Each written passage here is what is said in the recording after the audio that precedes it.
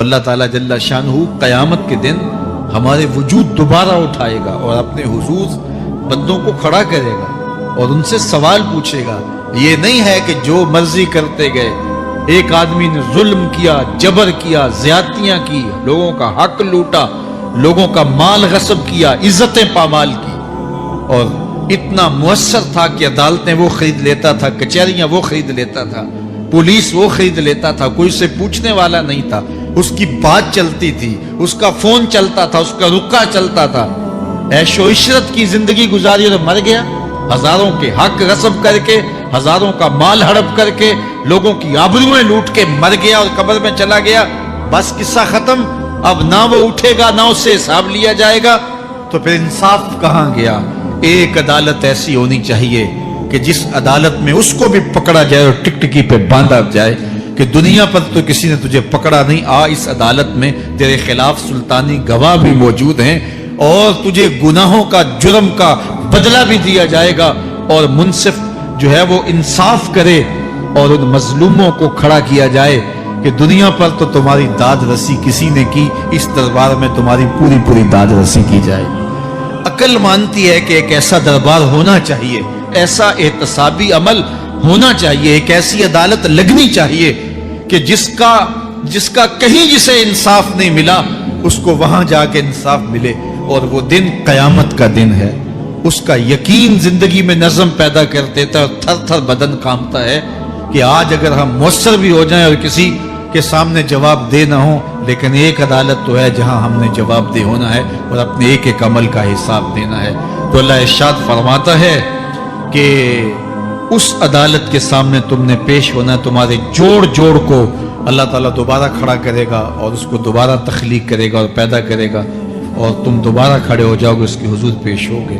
بل یرید الانسان لیفجر امامہ، بلکہ آدمی چاہتا ہے کہ اس کی نگاہ کے سامنے بدی کرے۔ استغفر اللہ۔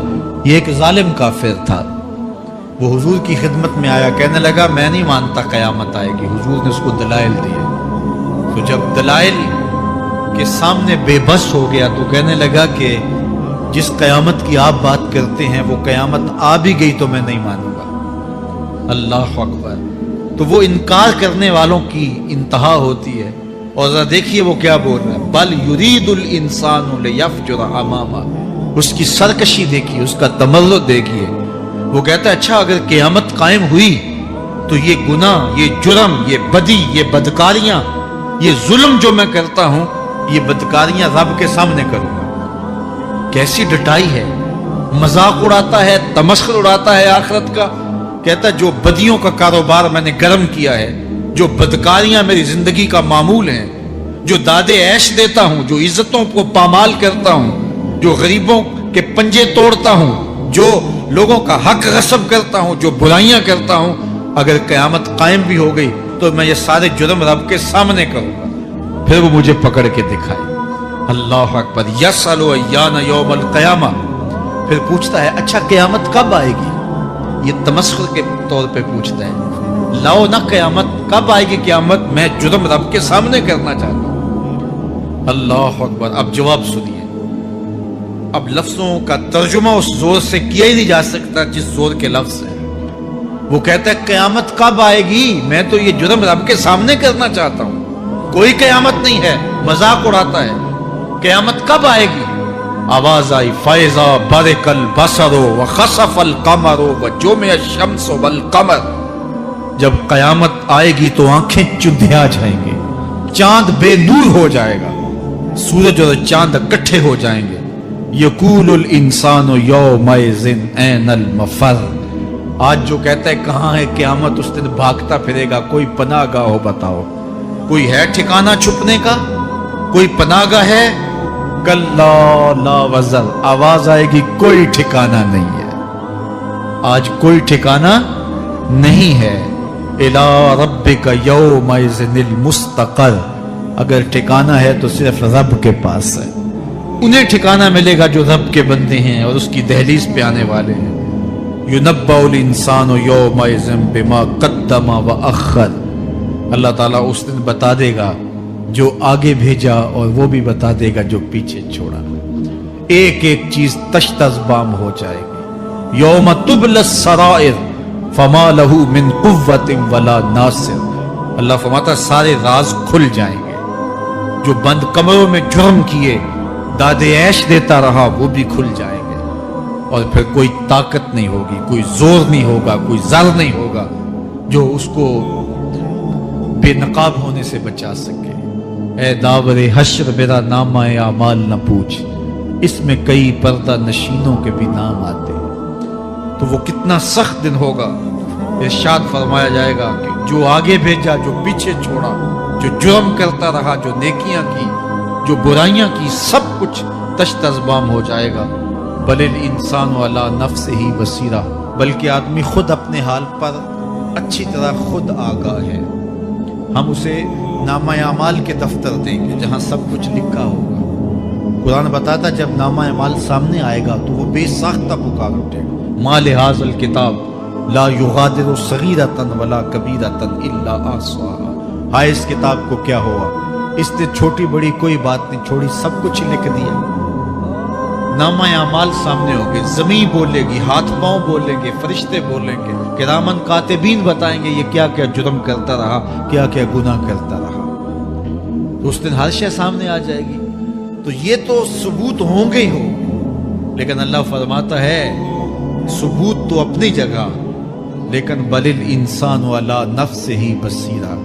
کیا انسان کو خود نہیں پتا کہ وہ کہاں کھڑا ہے؟ اس کو اپنے جرائم کی فہرست خود یاد ہے، اس کے ضمیر پہ خود اس کا بوجھ موجود ہے. اسے یہ نامہ اعمال نہ بتاتے، فرشتے نہ بتاتے، پھر بھی اسے پتا تھا کہ میں کیا ہوں اور کہاں میں نے جرم کیا ہے. وَلَوْ أَلْقَى مَعَاذِيرَهُ. اللہ اکبر. اگر اس کے پاس جتنے بہانے ہوں سب لا ڈالے، جب بھی کوئی اس کا بہانہ نہیں سنا جائے گا. قیامت کا دن ہوگا، دنیا کے اوپر تو بہانوں سے انسان بچ نکلتا ہے. کوئی جھوٹ بول لیا، کوئی جھوٹا گواہ پیش کر دیا، کوئی مکر کر لیا، کوئی رشوت چل گئی، کوئی سفارش کام آ گئی، کوئی بہانہ تراش لیا، بات کو توڑ موڑ کے پیش کر لیا. لیکن قیامت کا جب دن ہوگا تو کوئی نہ جھوٹا گواہ چلے گا، نہ رب کی پولیس رشوت لیتی ہے، نہ وہاں انصاف کے خلاف کوئی کام ہوگا، اور نہ ہی کوئی بہانہ چل سکے گا. اللہ اکبر. دوسری بات مفسرین نے یہ بھی لکھی کہ بعض اوقات یہ ہوتا ہے کہ انسان اپنے گناہ پر، اپنے جرم پر کوئی بہانہ تلاش کر کے لوگوں کو مطمئن کر لیتا ہے. جو اس نے جرم کیا، کسی سے زیادتی کی، کسی کا حق غصب کیا، تو لوگوں نے ملامت کی تو وہ کوئی بہانہ تلاشتا ہے اور لوگوں کو مطمئن کر لیتا ہے. بعض کا لاجواب کر دیتا ہے، بعض کا مطمئن بھی کر لیتا ہے. وہ لوگوں کو تو مطمئن کر لیتا ہے لیکن وہ خود مطمئن نہیں ہو سکتا.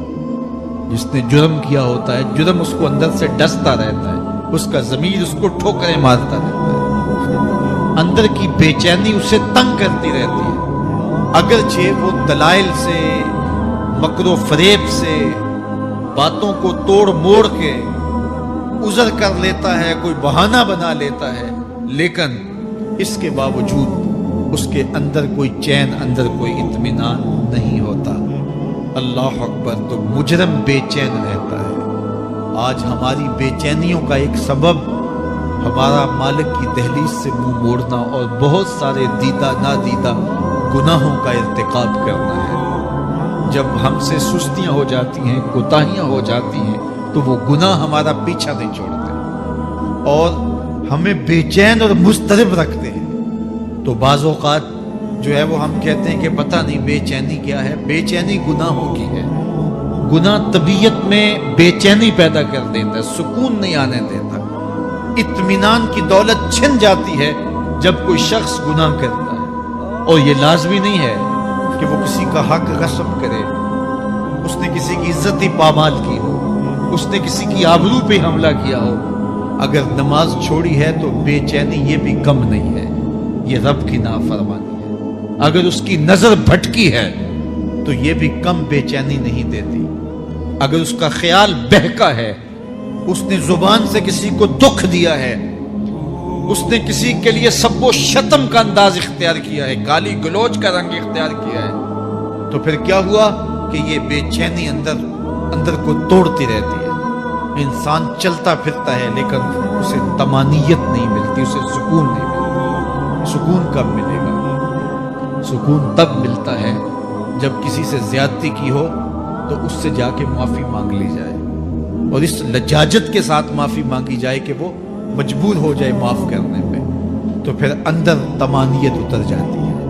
اگر رب کی نافرمانیاں کی ہیں تو لیلۃ القدر کے دامن میں اس سے معافی مانگ لو، اتنی لجاجت سے معافی مانگو، اس قدر رو کے معافی مانگو، ترلے منت پہ اتر آؤ، ہاتھ جوڑو، آنسو بہاؤ، چیخو، چلاؤ، رو، اس کی دہلیز سے لپٹ جاؤ، اس سے اپنے گناہوں کی معذرت کرو.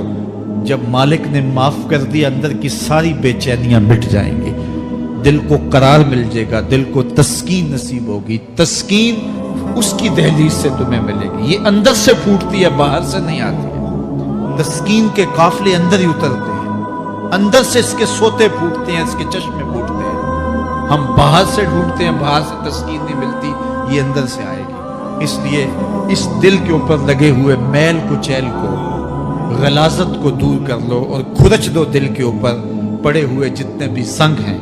تو پھر نتیجہ کیا ہوگا؟ دل ستھرا ہوگا، مصفا ہوگا، مزکا ہوگا، تو پھر دل پر نور ہوگا، تو پھر آپ کو زندگی گزارنے کا لطف، سرور اور مزہ آنے لگ جائے گا.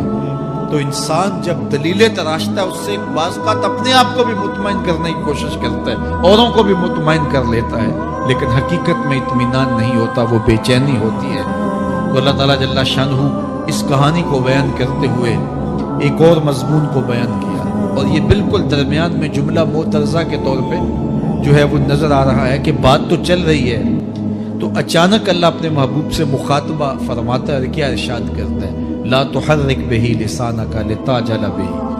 تو یہ اچانک بات کیوں آ گئی؟ اصل بات یہ تھی کہ جب وحی نازل ہوتی تو آقا کریم علیہ السلام ہمہ تن گوش ہو کے اس وحی کو سنتے، پھر اس کو محفوظ کرنے کی فکر ہوتی کہ جو میں نے سنا ہے وہ اچھی طرح مجھے یاد ہو جائے.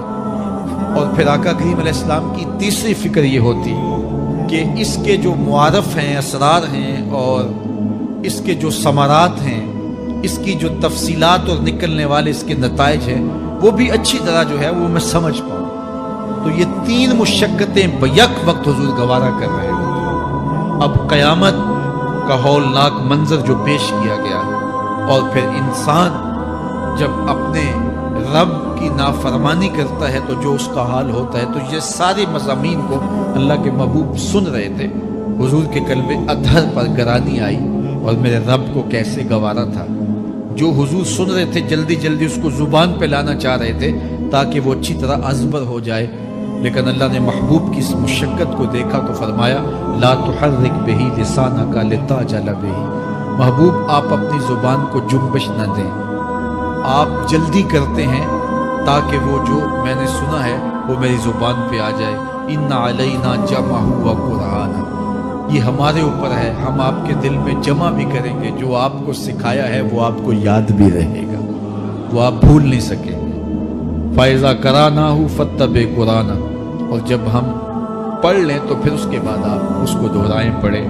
ثُمَّ إِنَّ عَلَيْنَا بَيَانَهُ، پھر اس کی تفصیل بھی ہمارے ذمہ ہے، اس کا بیان بھی ہمارے ذمہ ہے. اس سے وہ لوگ جو حجیت حدیث کا انکار کرتے ہیں اور پھر وہ کہتے ہیں کہ نہیں بس قرآن مجید کی آیات ہی ہیں، اس کے علاوہ اور کچھ نہیں ہے، وہ من اللہ نہیں ہے، تو یہاں غور کرنا ہے. ثم ان علینا بیانہ فرمایا گیا، پھر ہمارے اوپر ہے اس کا بیان جو آپ کو ہم القا کریں.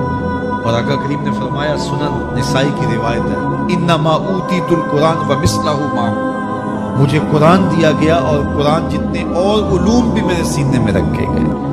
تو صرف قرآن ہی نہیں اتارا گیا حضور کے سینے میں، حضور کے سینے میں بہت کچھ نازل کیا. حضور کا سینہ گنجینہ ہے اسرار و معانی کا، اور اللہ تعالیٰ جل شانہ نے اپنے محبوب کو بہت کچھ عطا کیا.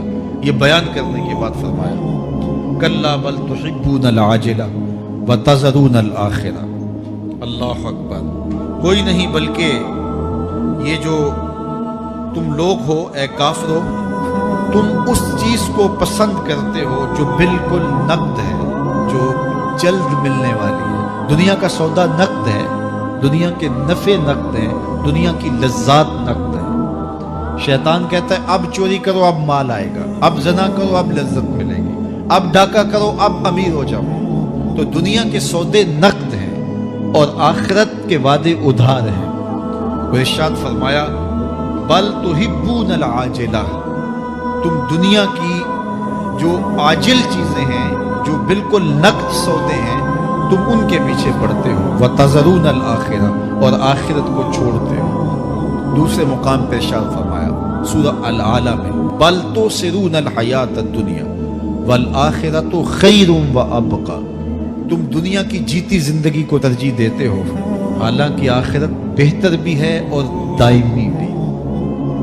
میں آپ کی توجہ چاہوں گا، آخرت بہتر بھی ہے اور دائمی بھی، لیکن تمہاری ترجیح یہ دنیا ہے جس کی آخرت کے مقابلے میں کوئی حیثیت ہی نہیں۔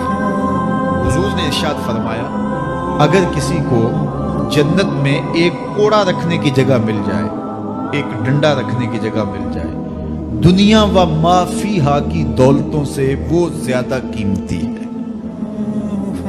7 براعظموں پہ پھیلی ہوئی کائنات، سمندروں کی تہوں میں قیمتی موتی، پہاڑوں کے دامن میں قیمتی معدنیات، مالیاتی اداروں کے پاس سرمائے، لوگوں کے پاس دولت کے انبار، یہ سارے اکٹھے کر لیے جائیں اور ان کی قیمت لگائی جائے، اور جنت میں ایک ڈنڈا رکھنے کی جگہ، ایک عصا رکھنے کی جگہ، ایک کوڑا رکھنے کی جگہ، وہ جگہ پھر بھی زیادہ قیمتی ہے۔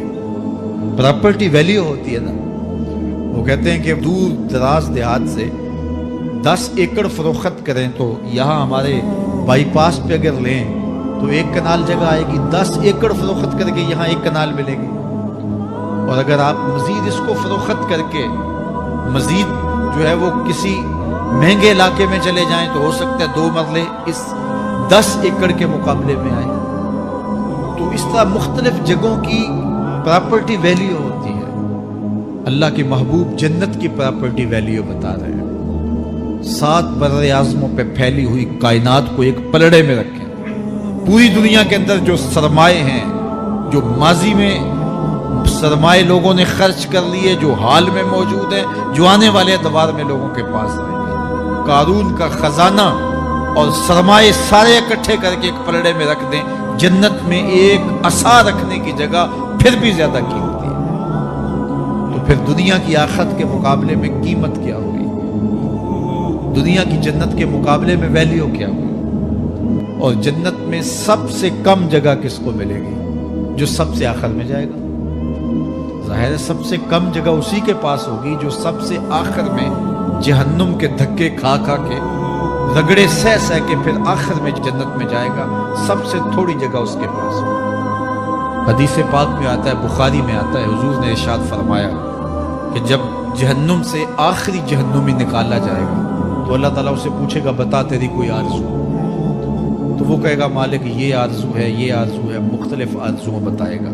اللہ فرمائے گا لکا ما تمنیتا، جو تو نے آرزو کی جا جا تجھے میں نے عطا کر دی، اب جنت میں چلا جا۔ تو اس کی تو توقع یہ ہوگی کہ سایہ دیوار جنت میں جگہ مل جائے تو غنیمت ہے، اور اگر جنت کے اندر جاؤں تو کوئی جھونپڑا مل جائے 2 مرلے کا تو وہ بھی کافی ہے۔ لیکن اللہ اسے کتنی جگہ دے گا؟ اللہ فرمائے گا جا جنت میں، تیرے لیے جنت میں دنیا سے 10 گنا جگہ ہے۔ 7 براعظموں کو 10 سے ضرب دے تو کہا کہ دنیا سے 10 گنا جگہ تیرے لیے۔ اس کو یقین ہی نہیں آئے گا، وہ کہے گا تسخر وانت الملک، میرے رب تو بادشاہ ہو کے مجھ سے مذاق کر رہا ہے؟ اللہ فرمائے گا نہیں، تیرے لیے 10 گنا جگہ ہے، اور اس کے لیے 10 گنا جگہ ہوگی جو سب سے آخر میں جنت میں جائے گا۔ میں آپ کی توجہ چاہوں گا، جو آخری جنتی ہے اس کے پاس کتنی جگہ ہوگی، کتنی پراپرٹی ہوگی؟ آج تو 2 10 20 50 مربع کسی کے پاس ہوں تو وہ اتراتا ہوا چلتا ہے کہ میں اتنا بڑا ذمہ دار ہوں۔ جنت میں آخری جنتی کی جگہ کتنی ہوگی؟ دنیا سے 10 گنا جگہ۔